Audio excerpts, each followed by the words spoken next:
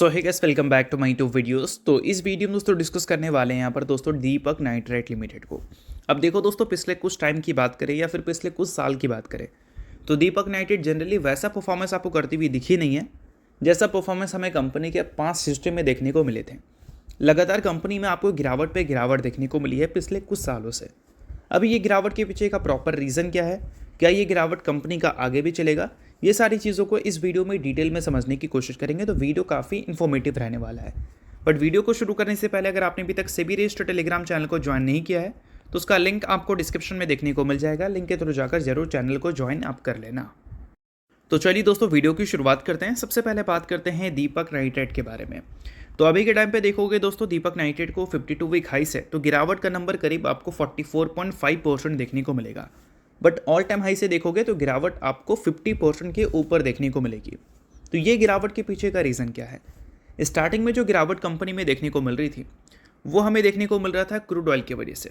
जब crude oil के prices में काफ़ी शार्प जंप हमें काफ़ी शॉर्ट टर्म में देखने को मिल गया था और वहाँ से जितनी भी केमिकल कंपनीज़ हैं उसमें गिरावट की शुरुआत हमें देखने को मिली थी। बट अब अगर देखें तो क्रूड ऑयल जो $120 पर बैरल पे देखने को मिल रहा था एक टाइम पे, अभी के टाइम पे वो $59 पर बैरल पे आ चुका है। तो अब दीपक नाइट्राइट की परफॉर्मेंस क्यों है? अब तो दीपक नाइट्राइट की परफॉर्मेंस अच्छी होनी चाहिए, क्योंकि जहाँ से क्रूड ऑयल उड़ा था वहीं पर तो वापस आ गया। तो दीपक नाइट्राइट क्यों परफॉर्म अच्छा नहीं कर रही है? तो देखो दोस्तों, क्लियर आपको होना चाहिए कि गिरावट की शुरुआत आपको इसलिए देखने को मिली थी क्योंकि बढ़ते क्रूड ऑयल के प्राइस की वजह से कंपनी का जो मार्जिन है वो हमें प्रेशर में आता हुआ दिखा था और कंपनी के मार्जिन्स गिरते हुए दिखे थे। क्यों? क्योंकि क्रूड ऑयल के जो डेरिवेटिव्स होते हैं उसी से कंपनी का रॉ मटेरियल बनता है और रॉ मटेरियल कॉस्ट कंपनी का इंक्रीज़ हो गया था, जिस वजह से कंपनी के मार्जिन डिक्रीज़ हो गए थे और कंपनी के प्रॉफिट में उसका काफ़ी बड़ा इम्पैक्ट हमें देखने को मिला था।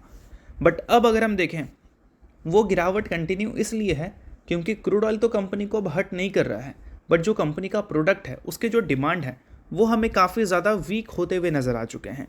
खासकर अगर हम बात करें एडवांस इंटरमीडिएट्स के बारे में, इसके डिमांड अभी के टाइम पे देखोगे तो काफ़ी ज़्यादा कम है और जो डिमांड है उसमें भी काफ़ी ज़्यादा डिले हमें देखने को मिल रही है और साथ में डी स्टॉकिंग जैसी प्रॉब्लम कंपनी को फेस करना पड़ रहा है।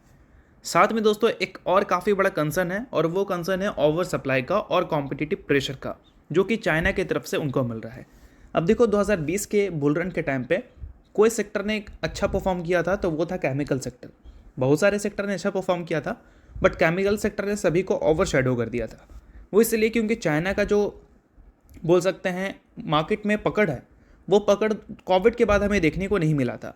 बट जैसे ही चाइना का जो लॉकडाउन ख़त्म हुआ उसके बाद चाइना ने जो डी स्टॉकिंग करना शुरू किया, इंडियन केमिकल कंपनीज ने जो मार्केट शेयर गेन कर रखा था चाइना के रिप्लेसमेंट के तौर पर, वो market share Indian chemical companies से जाता हुआ नज़र आया। और इसी वजह से बोल सकते हैं ओवर सप्लाई जो चाइना ने किया है उससे हमारी जो केमिकल कंपनी है उनके प्रोडक्ट की जो डिमांड है वो काफ़ी ज़्यादा रिड्यूस हुई है।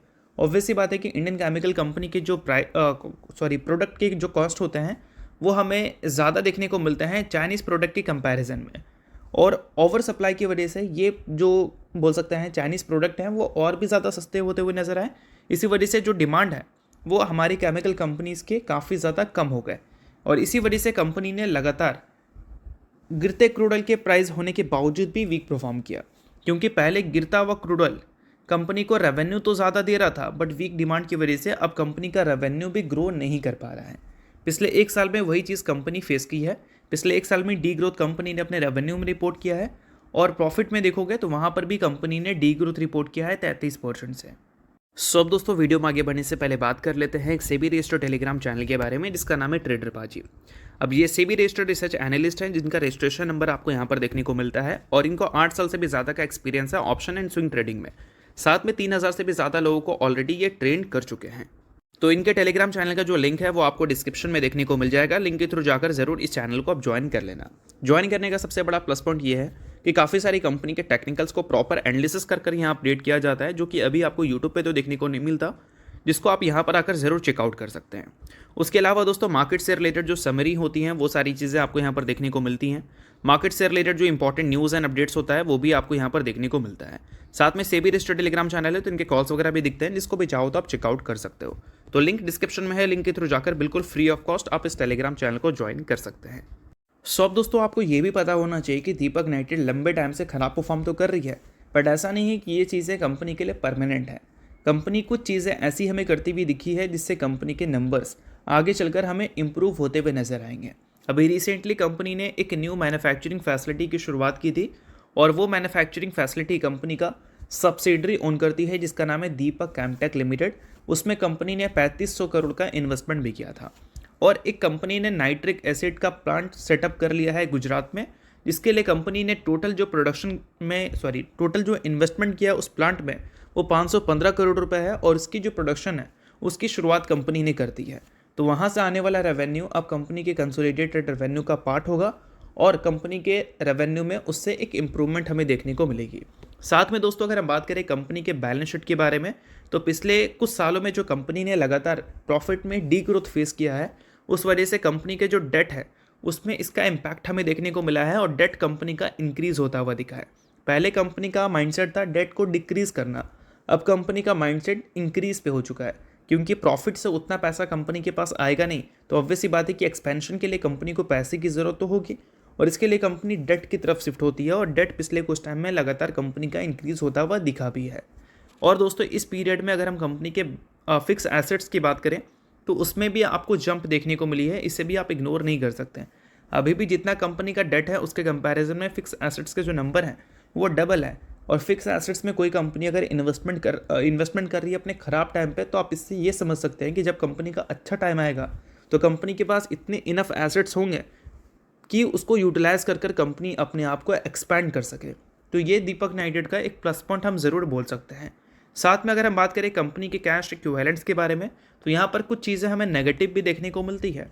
दीपक नाइट्रेट जो कि 400 करोड़ के ऊपर का कैश ओन करती थी, अभी के टाइम पे वो देखोगे तो डबल डिजिट में आ चुका है और डबल डिजिट में भी छोटा मोटा नहीं, काफ़ी छोटा 33 करोड़ का फिलहाल कंपनी के पास करेंट कैश इक्विवेलेंट्स है, जो कि कंपनी के डेट के कंपैरिजन में काफ़ी ज़्यादा कम है। तो ये सारी चीज़ें हैं जिसे आपको नोट ज़रूर कर लेनी है। और दोस्तों अगर हम बात करें कंपनी के फाइनेंसिंग एक्टिविटीज़ के बारे में, तो यहाँ पर आप देखोगे 2025 के फाइनेंशियल ईयर में कंपनी ने 928 करोड़ का डेट लिया था, बट रीपेमेंट कंपनी का कुछ भी नहीं था, 0 करोड़ का रीपेमेंट था। और उससे पहले देखोगे तो रीपेमेंट कंपनी कर रही थी, बट कंपनी का डेट का भी नंबर आपको देखने को मिल रहा था। और अभी कंपनी अगर मान लो रीपेमेंट ऐसे ही कर आगे भी कंटिन्यू रखें, मतलब रीपेमेंट ना करे, तो उस केस में कंपनी का जो डेट का बर्डन है वो और भी ज़्यादा इंक्रीज़ होगा और वहाँ पर कंपनी के डेट को एनालिसिस करना इंपॉर्टेंट हो जाएगा। जो क्रेडिट एजेंसी होती हैं उनके जो रेटिंग्स होते हैं कंपनी के long term short term debt को देखते हुए, उसे भी देखना इंपॉर्टेंट हो जाएगा। तो इन सारी चीज़ों को ज़रूर आप नोट कर सकते हो। साथ में दोस्तों अगर हम बात करें कंपनी के शेयर होल्डिंग पैटर्न के बारे में, तो फिलहाल प्रोमोटर अभी भी इस कंपनी के मेजॉरिटी स्टेक्स लेकर बैठी हुई है, जो कि एक अच्छी बात है। एफआईएस ने अपने इंटरेस्ट को थोड़ा सा डिक्रीज़ किया है लास्ट क्वार्टर में, बट वही अगर हम डीआईएस की बात करें तो उनके स्टेक्स पिछले क्वार्टर में तो डिक्रीज़ हुए थे, बट इस क्वार्टर में स्लाइटली इंक्रीज़ हुए हैं। तो ये सारी चीज़ें आप ज़रूर नोट आउट कर सकते हैं क्योंकि काफ़ी ज़्यादा इंपॉर्टेंट है। बाकी चीज़ें सिर्फ एजुकेशन पर्पज़ के लिए, इस चीज़ को रिकमेंडेशन की तरह मत लेना, आप खुद का रिसर्च और एनालिसिस भी कर सकते हैं। तो होप करता हूँ ये वीडियो आपको अच्छा लगा। लाइक कीजिए, पहली बार सब्सक्राइब कीजिए। वीडियो के लिए बहुत बहुत शुक्रिया।